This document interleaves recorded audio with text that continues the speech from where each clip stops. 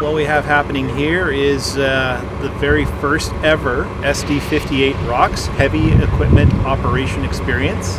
We started working on this project about a year ago.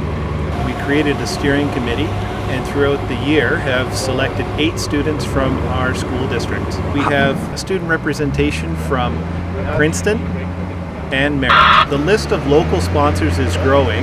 To name a few, Infracon. We have also connected with WorkSafe BC. We've connected with YRB and RSI.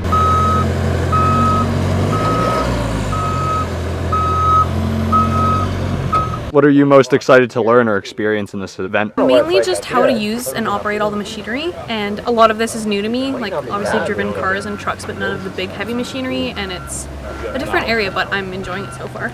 You do get a certificate from this, and I've already gotten my construction site safety and WMIS certificate from doing this, which was free and provided to me. So that is already like a huge step up there, putting that on a resume, trying to get a job either in the mine or just trades in general, going to school.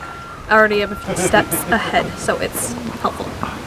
What's the coolest piece of machinery you've tried out today? I've only tried the dozer so far, but that is a lot of fun. It's a lot easier to operate than I thought. It's a little bit scary, but it's definitely fun. The bucket and the scoop that you have on the end, it moves really fast, and like up and down and forward, you have to make sure like you're not going too deep or else it stops and you start spinning, and it's very jerky like when you spin. But honestly, it's really fun. Yeah, and then always retract your loads all the way in so it's not tippy. Not that that's going to tip you over, but